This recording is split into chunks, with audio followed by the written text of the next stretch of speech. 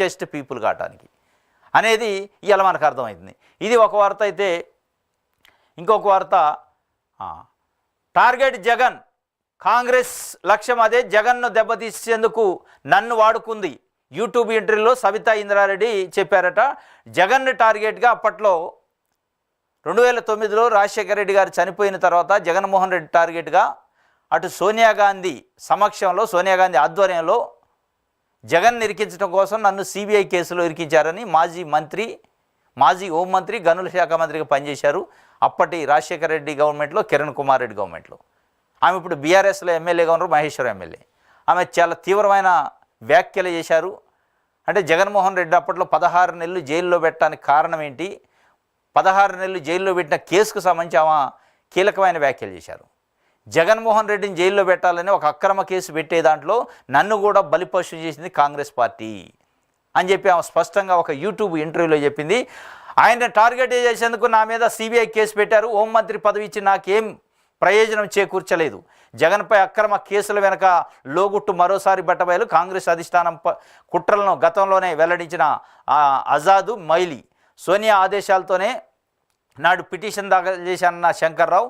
ఇది సోనియా గాంధీ జగన్మోహన్ రెడ్డిని ఎట్టి పరిస్థితుల్లో లోపటేయాలని పెట్టుకున్నారట అప్పట్లో. స్వయాన అప్పుడు హోంమంత్రిగా ఉన్న సబితా రెడ్డి చెప్తున్నారు. పిటిషన్ వేసిన శంకర్రావు చెప్పింది, డాక్టర్ శంకర్రావు. అదేవిధంగా కాంగ్రెస్ పార్టీ అగ్రనాయకులు, జనరల్ సెక్రటరీలకు పనిచేసిన ఈరప్ప మైలీ, గులాం నబీ ఆజాద్ కూడా చెప్పారట అప్పట్లోనే. వాటికి ఆ వ్యాఖ్యలకి బలం చేకూర్చే విధంగా ఆ సిబిఐ కేసులో ఒక ముద్దాయిగా ఉన్న, ఒక అభియోగం మోపబడుతున్న సబితా రెడ్డి గారు నిన్న నోరు విప్పారు. కాంగ్రెస్ పార్టీ విధానం ఎట్లా ఉంటుంది అనేది.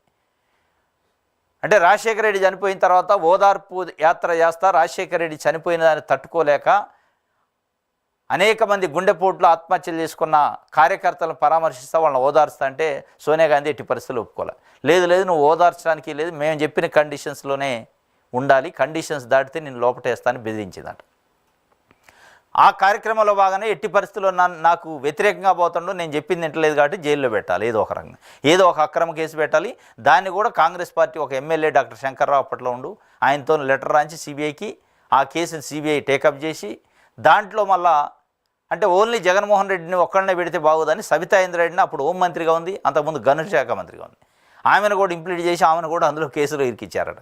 ఎందుకు, జగన్మోహన్ రెడ్డి ఒక్కడనే పెడితే కక్ష సాధింపంటారు కాబట్టి మా క్యాబినెట్లో ఉన్న మంత్రిని కూడా పెట్టినామని చెప్పుకోవడానికి ఈ సబితా రెడ్డిని ఇరికిచ్చారు. ఆమె మొత్తం నిజాలు నిన్న బయటపెట్టింది. అదంతా బోగస్ కేసు, ఫాల్స్ కేసు. అది వాళ్ళకి తెలుసు, నాకు తెలుసు, అందరికీ తెలుసు, ఆఫీసర్లకు తెలుసు. అయినప్పటికీ జగన్మోహన్ రెడ్డి కట్టడి చేయడానికి పెట్టారు. పెట్టిన దాంట్లో ఆయన నిరికించేదానికి ఆయన టార్గెట్గా నన్ను కూడా లోపటేసే కార్యక్రమం చేశారు, నా మీద కూడా కేసు పెట్టారని చెప్పి ఆమె చెప్తున్న పరిస్థితి. ఇది ఒక వార్త అయితే.